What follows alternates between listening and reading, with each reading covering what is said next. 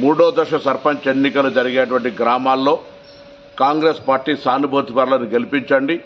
తప్పకుండా తెలంగాణ ప్రజాపాలన ప్రభుత్వం రేవంత్ రెడ్డి గారి నాయకత్వంలో ప్రతి గ్రామంలో అభివృద్ధి కార్యక్రమాలను చేస్తుంది.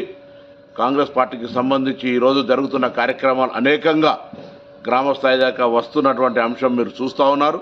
సన్న బియ్యం కావచ్చు, రేషన్ కార్డు కావచ్చు, ఇందిరమ్మ కావచ్చు, 200 యూనిట్ల కరెంటు ఫ్రీ కావచ్చు, ఉచిత బస్సు కావచ్చు, వడ్డీ లేని రుణాలు కావచ్చు, ఇంకా భవిష్యత్తులో చేపట్టే కార్యక్రమాలకు స్థానిక గ్రామ పంచాయతీ సర్పంచులు కాంగ్రెస్ వాళ్ళైతే ఇంకా అభివృద్ధి చేసే అవకాశం ఉంటుందనేటువంటి మాట మనవి చేస్తూ తప్పకుండా తెలంగాణ వ్యాప్తంగా మూడో దశ గ్రామ సర్పంచ్ ఎన్నికల్లో కాంగ్రెస్ పార్టీ అభ్యర్థులను గెలిపేయమని కోరుతా ఉన్నారు.